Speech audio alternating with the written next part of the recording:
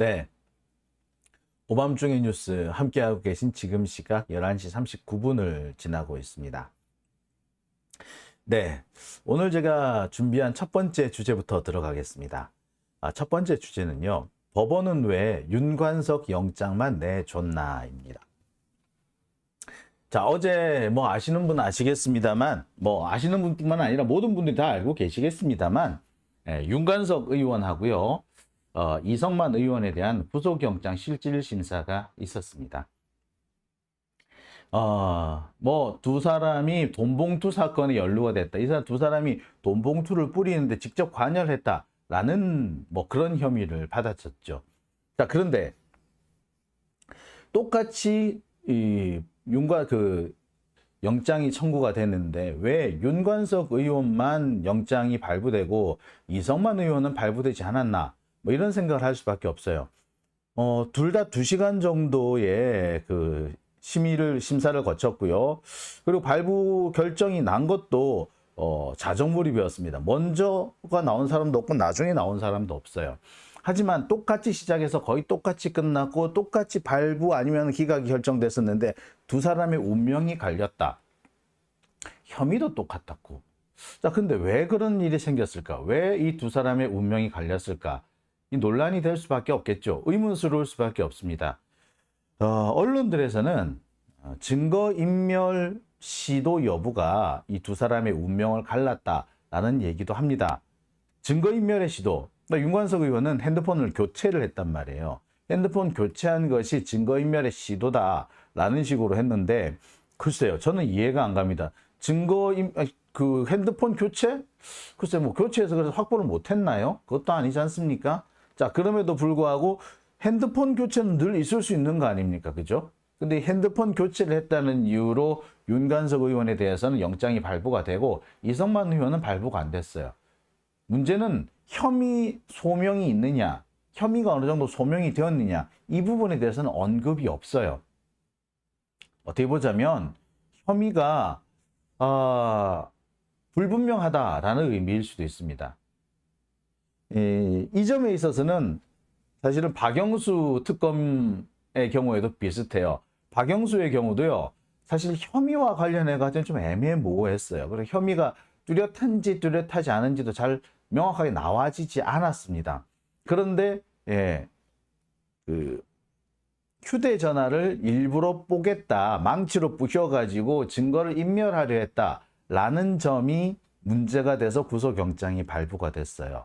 그런데 제가 며칠 전에도 말씀을 드렸습니다만 핸드폰 망치로 몇 번 두들겨 깬다고 해서 절대 없어지지 않습니다. 요새 그거 모르는 사람 거의 없죠. 망치로 아무리 두들겨 깨도요, 핸드폰에 있는 데이터가 사라지지 않습니다. 그래서 그냥 버리라 그러잖아요. 한강물에 갖다 버리라 그러잖아요. 자, 그뿐 아니죠. 누구는 전자레인지에 5분 정도 돌리면 된다라고 하는데, 큰일 납니다. 전자레인지 5분 돌리면요, 데이터가 사라지지는 않고 그냥 불이 납니다. 하지 마세요. 진짜 큰일 납니다. 지금까지 가장 많이 나온 것은 한강에 갖다 버리라 그러죠. 실제로 어떤 검사는요, 자신에 대해서 범죄 혐의를 수사받아야 될 때 어떻게 했다? 핸드폰을 그냥 버려버렸어요. 예, 핸드폰이 없어요. 핸드폰 없이 출석한 경우도 있어요. 여하튼, 그리고 한동훈 보세요. 아이폰, 끝까지 비밀번호를 제출하지 않았지 않습니까? 예, 핸드폰 주지 않는 거는 늘상 있는 거고, 또 핸드폰 두들겨 깼다고 해가지고 핸드폰이 사라지는 것도 아닌데, 핸드폰 두들겨 깼다고 해서 핸드폰에 데이터가 사라지는 것도 아닌데, 핸드폰에 손을 댔다. 누구는 박영수는 핸드폰을 두들겨 깼고, 이 윤관석 의원은 핸드폰을 교체하려고 했다. 요것 때문에 영장이 발부된 겁니다. 두 사람의 이 혐의와 관련해서는 명백한 게 지금까지 하나도 없어요. 오히려 더 모호해졌다라고 하는 것이 옳겠죠. 자, 그럼에도 불구하고 검찰은 이 영장을 가지고 이제 추가적인 수사에 들어오려고 합니다. 자, 어쨌거나 법원은 왜 윤관석 의원의 영장만 내줬을까? 어제 이렇게 나왔습니다. 윤관석, 이성만 의원이 동시에 영장실질심사를 받았어요. 구속심사 종료도 비슷한 시기에 됐습니다. 검찰은 PPT 200 몇 장인가를 가지고 와가지고 구속의 필요성이 있다라고 촉구를 했습니다.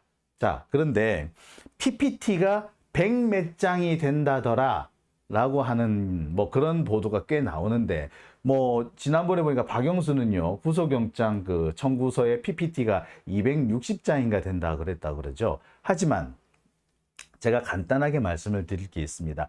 만약에 수사가 잘 됐으면 결정적인 거 하나만 딱 보여주면 게임 끝나지 않나요? 그죠? 구구절절히 260장이든 100 몇 장이든 그 많은 PPT를 왜 만듭니까? 그죠? 그만큼 구구절절히 설명할 필요가 있다라는 거죠. 결정적인 증거는 없다는 말과 다른 바가 없어요.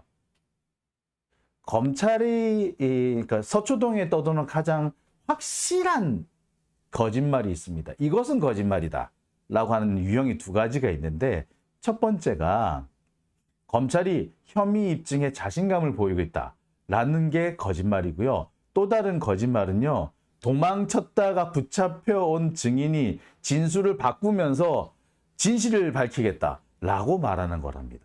이 두 가지는요, 어떠한 경우에라도 거짓말이라고 합니다. 왜? 검찰이 정말 혐의 소명에 자신을 보일 때는요, 별로 반응이 없어요.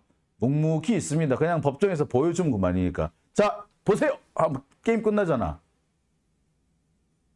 구구절절히 설명할 이유가 없어요. 자, 보세요! 해보면 끝나잖아요. 진실만을 밝히겠습니다. 그냥 말을 하면 되지. 그러면서 이게 진실입니다라고 할 수 있는 증거를 갖다 내면 되잖아. 그럼 게임 끝나. 진실만을 밝히겠습니다. 이제 진실만을 말하겠습니다. 진실을 밝히기 위해서 이 자리에 왔습니다. 붙잡혀온 새끼가. 자, 다 거짓말입니다. 그것만큼 거짓말이 없어요. 마찬가지로 PPT의 분량이 200 몇 장씩 됐다, 100 몇 장씩 됐다는 말은 뭘 말한다? 그만큼 증거가 없다. 그만큼 혐의 입증이 애매하다라는 걸 의미하는 거예요.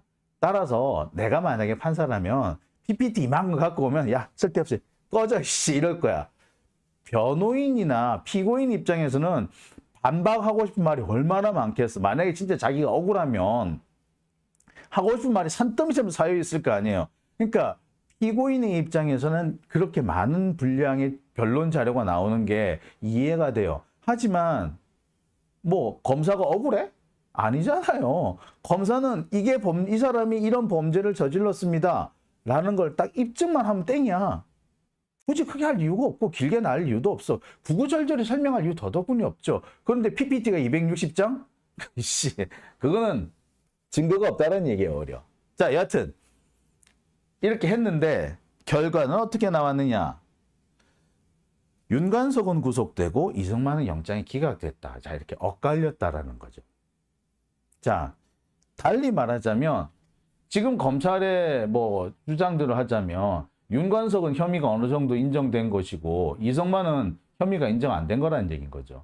자, 두 사람 다 국회에서 체포동의안이 오늘 상정이 됐는데, 그러면 윤관석 의원에 대한 체포동의안은 국회가 잘못했다고 하더라도 이승만 의원에 대한 체포동의안은 국회가 제대로 한 거네? 그죠? 자, 이 부분 놓고 좀 설명을 해봐야, 이 부분 놓고 또 말씀을 나눠야 될 부분이 있어요. 자, 민주당 혁신위원회에서 체포동의안, 불체포 특권을 포기하는 것을 혁신안 1호로 내세웠다고 하죠. 혁신. 그런데 보세요. 혁신안을 포기해가지고 불체포 특권을 포기했으면 어떻게 됐을까요?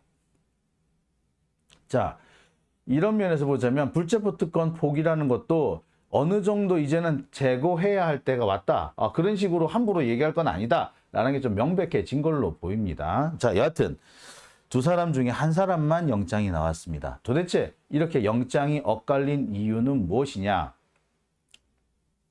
저는 크게 정치적 이유와 법원의 핑계 유무 두 가지로 봅니다. 법리적인 이유는 하나도 없어요.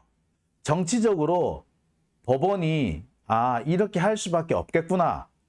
두 사람 중에 한 사람은 영장을 내줄 수밖에 없겠구나 라는 상황이 있었고, 그 다음에 두 사람 중에서 핑계를 댈 수 있는 사람이 누구인가, 영장을 내주고도 피고인의 잘못이라고 이게 책임을 덮어씌울 수 있는, 전가할 수 있는 사람이 누구인가, 여기에 맞춰가지고, 윤관석 지가 잘못했네 라고 책임을 떠넘길 수 있는 핑계거리가 있었고, 이성만은 그럴 만한 핑계거리가 없었던 거예요.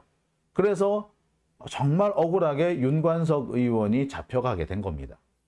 실제로 이것이 법리적인 이유, 수사의 성과, 이거는 아무 상관이 없습니다. 정상적인 법원이었다면, 정상적인 법원의 판단이 나왔더라면 두 사람 다 모두 영장이 기각됐어야 정상이에요. 근데 법원이 매우 정치적이고 비법률적인 판단을 내림으로써 두 사람의 판단이 엇갈리게 된 겁니다. 정상적이었다면 둘 다 기각이었어요. 네. 제가 몇 번을 말씀을 드립니다만.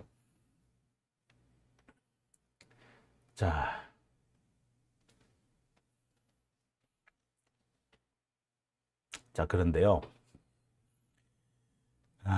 그러면 제가 하나씩 설명을 드릴게요. 그러면 도대체 법원이 이 윤관석 의원에 대해서만 영장을 내준 그 이유, 그 핑계거리는 뭐였느냐? 자, 이 얘기를 제가 좀 해드릴게요. 자, 여러분 다 아시겠습니다만 이 돈봉투 사건은 상당히 요란했습니다. 지난 4월에 갑자기 녹취 파일이 공개되면서 어마어마한 사건으로 시작이 됐어요. 이정근 전 사무부총장이 작년인가 작년에 검찰에 붙잡혀갔죠. 사업가 김모 씨로부터 10억을 받았네, 20억을 받았네 이런 혐의를 가지고 결국에 재판을 받고 그다음에 1심에서 유죄가 선고가 됐어요. 그 상황에서 1심 유죄가 선고되자마자 갑자기 돈봉투 사건이 뻥 터집니다. 그게 뭐냐? 2021년 전당대회 때 돈봉투가 뿌려졌다는 얘기죠. 자, 그러면서 녹취 파일이 공개됐는데 이게 정말 엄청난 영향을 미칩니다. 그리고 이 녹취 파일에 등장했던 사람이 윤관석 의원이죠. 자, 이 녹취 파일의 내용을 보면은 마치 윤관석 의원하고 이정근 사무부총장이 이 돈봉투 살포를 서로 협의한 것처럼 보여요. 그죠? 그러면서 돈봉투라고 말은 안 하는데 돈봉투를 뿌리자는 의도로 꽤 들리는 대목이 꽤 있었습니다. 하지만 돈봉투란 말이 명확하진 않아요. 여하튼 자, 그러면서 이게 엄청난 파장을 일으키면서 여기저기 많은 충격파를 주게 되는데 결국에 송영길 전 대표는 급거 귀국을 해야 되는 상황까지 왔습니다. 프랑스에서 이 학생들을 가르치는 역할을 하고 있었는데, 자, 이거 학생들 가르치던 역할을 학기 중에 중단하고 급거 귀국을 해야 했죠. 학기가 끝나면 귀국하겠다라고 했는데, 바득바득 검찰에서 아주 개쌍쇼를 했죠. 거기에 조중동이 더 설쳤습니다. 더 나쁜 애들은 한겨레와 경향이었죠. 아니 지금 이 난리가 나서 직접 와가지고 소명을 해야지 왜 안 오느냐고 거의 난리를 떨었어요. 근데 결과적으로 지금 보세요. 송영길 대표까지 현재까지 갔나요? 가지도 못했지 않습니까? 결국에 그 당시에는요. 검찰도 그렇고 조중동도 그렇고 이 돈봉투 사건을 그냥 키울 필요가 있었던 거예요. 그래서 이재명 체제를 흔들려고 했던 겁니다. 그리고 솔직히 말하자면 지금은 이 돈봉투 사건의 효용 가치는 없어요. 이미 그때 한번 흔들었기 때문에 이미 효용 가치는 끝났고 이제는 그때 한번 흔들었으니까 근데 엄청 너무 큰 사건이었죠. 이제 거기서 빠져나와야 되는 거예요. 검찰도 그렇고 이낙연 쪽도 그렇고 빠져나오려다 보니까 그냥 흐지부지 빠져나올 수 없겠고 적당히 한두 명 정도는 대충 얽어매고 나와야 되는 거잖아. 아무도 걸린 사람이 없고 아무도 기소된 사람이 없으면 이거 검찰이 바보 되는 거잖아요. 검찰이 욕먹는 거잖아요. 그러니까 어떻게 된다? 한두 명 정도는 일단 기소를 해놓는 거예요. 그 한두 명 정도 걸어놓고 나와야 되겠다 하는 게 지금 단계인 겁니다. 근데 거기에 애매하게 윤관석 의원이 걸린 거죠. 자, 어쨌거나 지금 이 돈봉투 사건이라는 게 매우 이렇게 요란은 했는데 이게 사실은 실체가 있었느냐? 과연 이 돈봉투 사건에 실체가 있었느냐라는 부분에 오면은 좀 애매해요. 엄청난 파장을 일으켰고 그것 때문에 이 송영길 대표는 프랑스에 갔다가 갑자기 귀국해야 되는 되게 황당한 상황을 당했지만 그런데 이게 실체가 있느냐? 글쎄요. 실체가 있나요? 없어요. 가장 문제가 되는 거는요. 이정근의 녹음 파일입니다. 여기에 돈봉투와 관련된 뭐 대화가 오고 갔다라는 것이 검찰의 주장이었죠. 그런데 이 이정근 녹음 파일에 돈봉투라는 말은 또 없어요. 돈이란 말이 딱 한 차례 등장해요. 아유, 돈을 주면 제일 좋긴 한데 그게 되나? 이게 딱 한 번 나와요. 그런데 검찰은 이걸 전부 다 뭉뚱그려 가지고 돈봉투 뿌린 정황이라고 우기는 겁니다. 근데 아시다시피, 그리고 제가 몇 번이나 말씀해 드렸다시피 이 녹음 파일이라는 것이 한 사람하고 대화한 것이 아니라 여러 명이 3일에 걸쳐서 대화한 내용들. 첫 번째는 윤관석, 이정근과 강래구가 통화한 거고, 그 다음은 윤관석과 이정근이 통화한 내용이었는데, 이 두 사람의 통화, 그것도 3일치 통화를 하나로 짜집기해서 만들어서 이게 돈봉투다라는 식으로 몰고 갔다라고 한 거잖아요. 그렇죠? 자, 실제로 검찰이 묻습니다. 이정근 사무부총장한테 여기 돈봉투 얘기한 거 맞죠? 모르겠는데요. 예, 이정근 사무부총장은 이 돈봉투 얘기한 거 아닙니다. 돈봉투 아니에요 라고 분명히 얘기했다는 거야. 자, 그런데 검찰은 이것이 돈봉투가 맞다고 몰고 간 겁니다. 문제는 돈봉투가 맞다고 몰고 가고 싶었는데 이게 잘 안 됐어. 그래서 영장도 안 나오고 진술도 안 나오고 한 거야. 그래서 검찰이 택한 게 뭐였다? 예, 녹음 파일을 JTBC한테 갖다 준 겁니다. 이게 바로 검찰의 정치 공작인 겁니다. 검찰이 수사를 하다가 수사가 어느 정도 성과가 없으면 그냥 뿌려. 기자들한테 뿌려. 그럼 기자들이 이걸 적당히 이렇게 마사지를 해가지고 그럴싸한 걸로 보도를 해버리는 거예요. 그러면 그 다음부터 영장이 나온다는 거야. 지금 검찰이 지금 그런 짓을 하고 있어요. 이게 정치질입니다. 자, 한번 볼게요. 강래구 의원이 이런 얘기를 합니다. 아유, 의원들한테 돈 좀 줘야 되는 거 아니냐? 의원들한테 뭘 좀 줘야 되는 거 아닐까? 고민을 하고 있더라. 돈이 최고 쉬운 건데, 뭘 줘야 되는데, 뭘 써야 될까? 아유, 돈이 제일 쉬운 건데, 돈을 줄 수는 없고, 이런 얘기를 합니다. 이게 강래구 씨의 얘기예요. 자, 그리고 이 다음 여기에 대해서 이정근 사무부총장이 이렇게 말했다는 거예요. 윤관석 의원 만나서 그거 줬고 봉투 10개로 만들었더만. 자, 그 다음에 5명이 빠졌더라고. 아니, 모자라면 오빠가 채워야지. 하는 김에 다 해야지. 라는 식으로 자, 이렇게 얘기했다는데, 자, 이게 하루에 한 사람하고 나눈 대화 같으면 이게 왜 돈봉투 얘기하는 게 맞죠. 근데 이게 뭐라고? 아까도 제가 늘 말씀드립니다만 이거는 3일에 걸쳐서 각각 다른 사람과 통화한 내용을 짜 맞춘 거예요. 도저히 이 세 개를 엮어가지고 하나의 혐의로 만들 수가 없는 겁니다. 이걸 하나의 혐의로 만들었다면요. 기자가 만들었던, 검사가 만들었던, 판사가 만들었던 사기꾼입니다. 따라서 제가 볼 때 이 기사를 낸 JTBC 기자는 사기꾼이에요. 이건 사기꾼입니다. 이게 각각 다른 날에 각각 다른 사람과 통화한 내용인데, 예?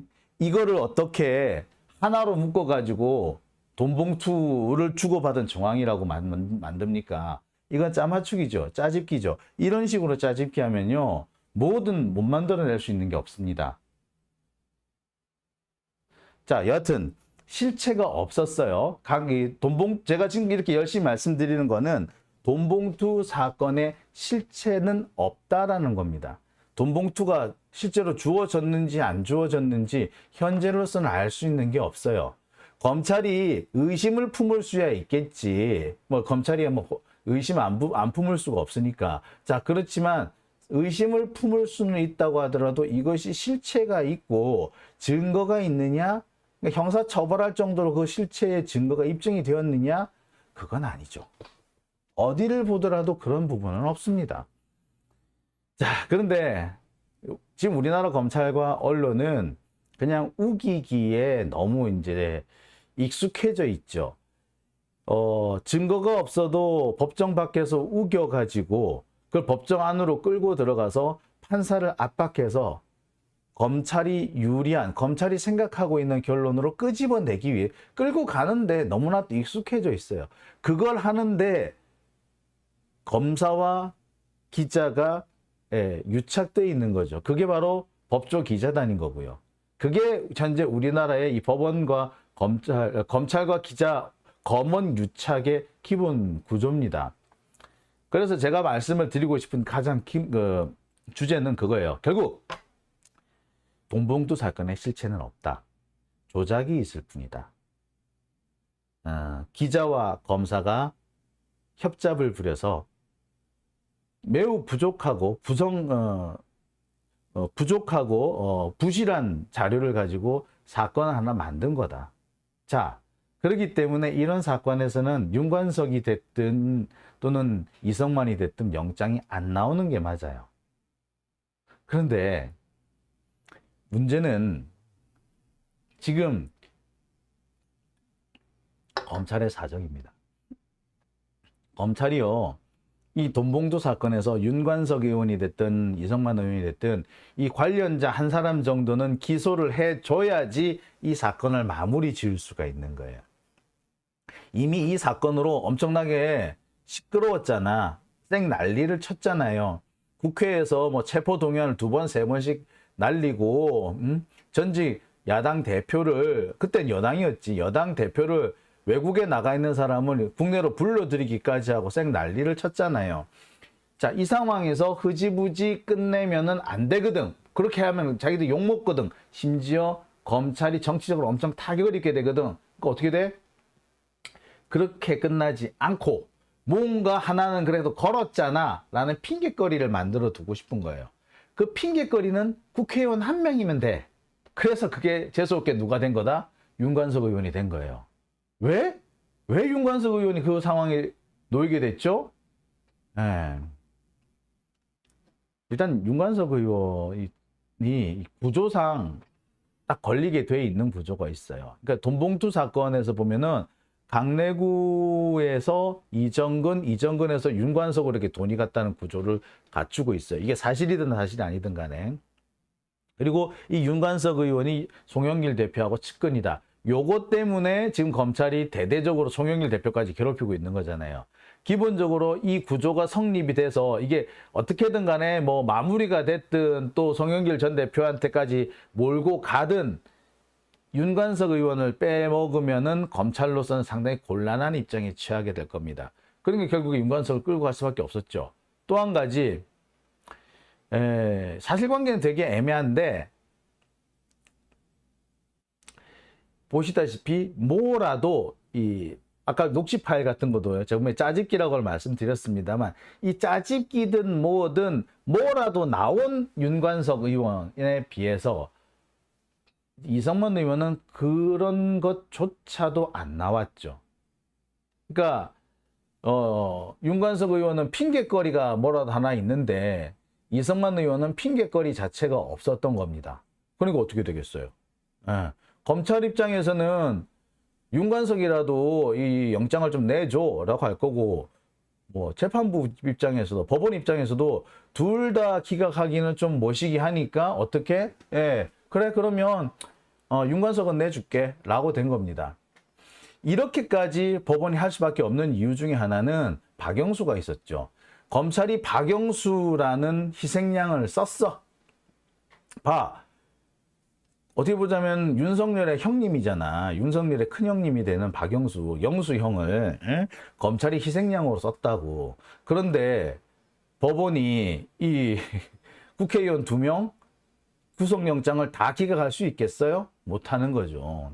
그러니까 둘 중에 한 사람은 어떻게든 잡아 넣을 수밖에 없겠구나 라는 상황이 된 거고, 그나마 두 사람 중에 핑계거리가 있는 쪽이 윤관석 의원이니까 윤관석 의원이 영장이 발부가 된 겁니다. 일부 언론에서는 윤관석 의원이 증거 인멸을 하려는 시도를 했기 때문에 그랬기 때문에 영장이 발부됐다고 합니다만 그렇지 않습니다. 그 역시도 핑계일 따름이에요. 그러니까 결국에는 윤관석 의원만 사실 조금 억울하게 됐다라고 봐도 뭐 과언은 아니죠. 참 뭐 그렇습니다. 자, 그날들님 빠르고 유익한 정보 감사합니다. 이잼 그날까지 화이팅이라고 하셨습니다. 예, 감사합니다. 자, 참 저로서도 참 답답합니다. 이게 제가 이렇게 구속영장이 됐든 뭐 재판 결과가 됐든 이게 설명을 드릴 때 법리를 가지고 법리가 이렇게 됐으니까 요 부분에서 그 쟁점이 있었고 쟁점에서 이게 어느 쪽이 조금 더 소명을 잘했기 때문에 요렇게 결론 난 것 같습니다. 요렇게 설명을 드릴 수 있으면 얼마나 좋을까요? 원래 기자가 법조 전문 기자라면 그렇게 해야 되는 게 정상이잖아요. 그런데 요거는 내용은 하나도 없고 정치적으로 볼 때 이게 어제 검찰이 한 건을 희생타를 날렸잖아요. 희생타를 날렸으니 오늘 법원에서도 뭔가 선물을 하나 줘야 돼. 선물을 근데 다 왕창 줄래니까 또 야당한테 걸려. 그래서 어떻게 한다? 반반을 택겠다. 그랬는데 반반을 택했는데 한 두 사람 중에 누구를 할까? 핑계거리가 있는 1번을 택했다. 이런 식의 해설은 좀 안 했으면 좋겠어요. 이게 무슨 야바위도 아니고 이게 정치도 아니고 정치도 이런 야바위 무슨 삼류 사극도 아니고요. 이게 뭐 신라시대도 아니고 고조선도 아니고 이거 21세기 대한민국 아닙니까? 거기에 이런 정말 황당한 이 영화에나 진짜 부조리 사극에서 사극의 부조리 여인천하나 뭐 이런 부조리한 사극 이런 뭐 간신 뭐 이런 거 보여주듯이 이런 설명을 제가 해야 되겠어요. 이거는 그만큼 현재 우리나라 사법부가 썩어 나자빠졌다라는 것을 명백하게 보여주는 대목이라고 생각합니다. 제가 이렇게 법리를 설명할 수 있는 게 아니라 정치를 설명하고 누가 희생양이 되었기 때문에 박영수가 희생양이 되었기 때문에 적어도 국회의원 중에 한 사람은 그 대가를 치러야 한다. 근데 두 사람 중에 한 사람 중에 둘 중에 한 사람만 핑계거리가 있네. 그래서 윤관석이 희생이 됐다. 이게 법리입니까 이게? 진짜 이런 이런 얘기는 이제 앞으로 더 안 했으면 좋겠네요. 참 서글픕니다. 지금 대한민국의 이 사법부의 수준과 검찰의 수준, 정치의 수준이 다시금 구한말로 돌아간 것 같습니다. 지금 딱 구한말 같아요. 자, 오밤중의 뉴스. 첫 번째 순서는 여기까지 하고요. 이어서 두 번째 순서로 넘어갑니다. 국유화 폐간 어떤 대통령도 할 수 없는 일인데 감히 제가 어떻게 그런 말을 한다는 것입니까? 이치에 닿지 않는 말을 가지고 사람을 이렇게 몰약해서는 안 됩니다.